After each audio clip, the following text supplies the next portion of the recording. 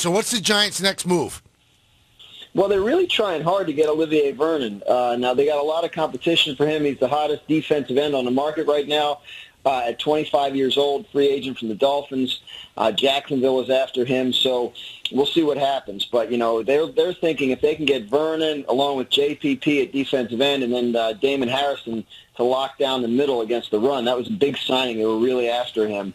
That they've really helped out their defensive line a lot. Obviously, they like the cornerback they signed this morning. Still need a free safety. Still need linebackers. So looking around at guards and ideally a number 2 wide receiver to replace Ruben Randle. So a lot of work to do, but you see what they're doing. They are spending big money on the guys they really want. Yeah, very reminiscent of what they did, if you remember, back in the day. I guess, going into the 93 season, they loaded up and were able to make a playoff run. Jets obviously did it last year, helping them to get 10 wins.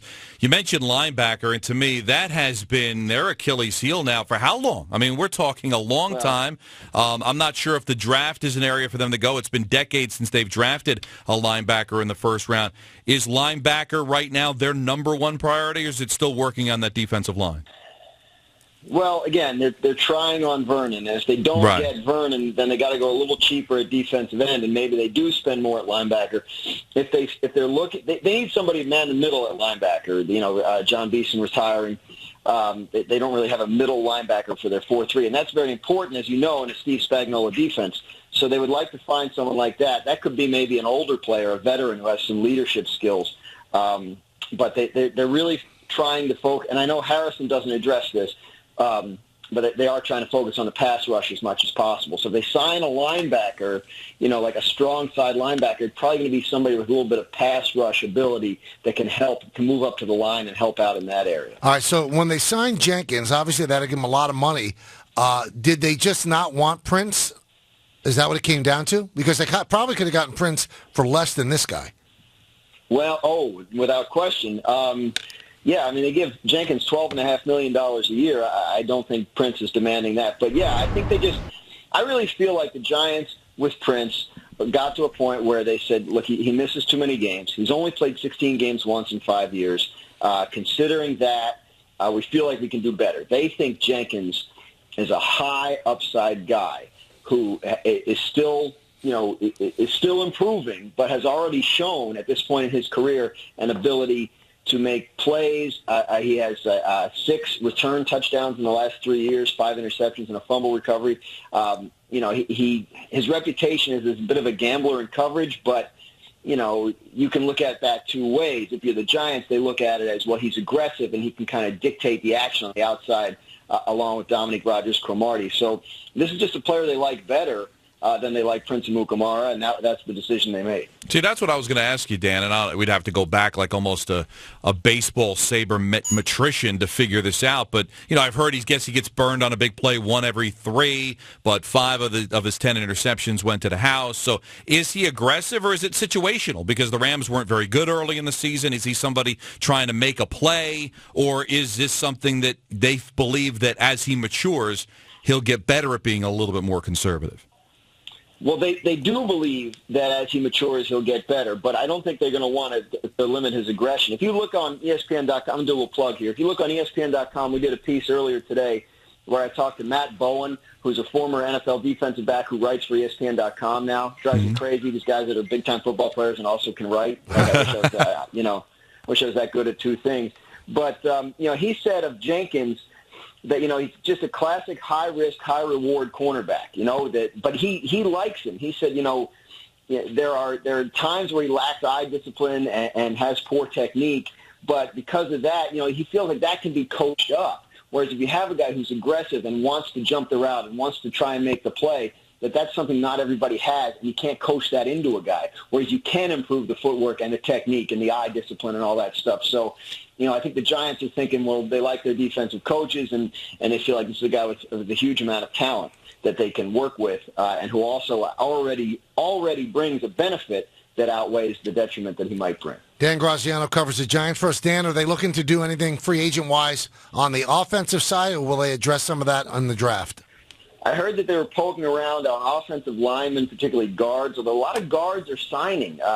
Brandon Brooks just signed with the Eagles. Alex Boone went to the Vikings earlier today. These are guys that you heard them connected on. So guard, maybe a tackle for the right side, and a wide receiver. I don't think they're going to bring back Ruben Randall. I think that ship has sailed. They were in on Marvin Jones from the Bengals. But he signed with Detroit. I say signed with. None of these deals can be official till 4 o'clock. So he agreed with Detroit. Looks like he's going there.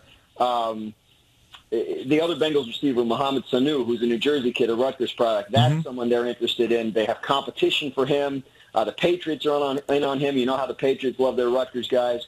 So, you never know. But yeah, they're definitely looking for a wide receiver and at least one, maybe two offensive linemen for the right side. And they would still do that at wide receiver even if they work something out with Cruz? Oh, yes. Now, Cruz is a guy that they're hoping for the best, but they can't count on him. Even if they could count on him, he's the slot receiver. You still need the Randall replacement on the outside. So, but I think they view Cruz as a guy that they would love to see him come back. They want to do everything they can to get him back, but they can't count on him coming back. So you have to address the wide receiver position as though he's not in plans. So they're just done with Randall because they don't think he never lived up to the promise. Like we're just talking about with Prince, right? I mean, now I don't know that it's an exact comparison because I think Randall had some well-publicized, clashes with the coaching staff and frustrated them. I don't think Prince did that, but I think it's just a matter of, hey, he's a free agent. There are other free agents that we may like better than him, so let's pursue them. And, maybe they end up going back to Randall, but I don't think so. I think if you look at the wide receiver market right now, with Alshon Jeffrey staying in Chicago, it's a bunch of number twos. And so it's what do you like? Do you like Marvin Jones? Do you like Rashard Matthews? Do you like Mohamed Sanu? Do you like Ruben Randall? These are the names. None of them really going to knock your eyeballs out. But there are a lot of number twos. Fortunately for the Giants, a number two is what they need because they already have the number one. I know you have tentacles all across the NFL. Do you think the Jets end up with Fitzpatrick? Well, yes, because I think that deal makes too much sense for both parties. But I think what just happened with Brock Osweiler is very interesting because he goes to Houston. Houston was never going to be a leverage option for Ryan Fitzpatrick. They just cut him last year. No, the Jets are never going to fall for, he might go back to Houston. Houston doesn't like him. So now Denver becomes a new one. Now, as of this morning, Fitzpatrick was saying, well, what can I threaten the Jets with? Maybe the Rams. That's about it. But Denver now needs a starting quarterback. And so that opens up one possible option. If you're Ryan Fitzpatrick's agent, who, by the way, is also Brock Osweiler's agent, then you now have something else you can kind of scare the Jets with. So it'll be interesting to see. But I think I would have thought Osweiler was silly to leave the Broncos, but I think it would be silly for Fitzpatrick to leave the Jets. He's comfortable there. It's a good situation for him, and I think it'd be silly for the Jets to lose him. So it makes a lot of sense for them to work something out. But again, a half hour ago, I would have said the same thing about Brock Osweiler in Denver, so you never do know.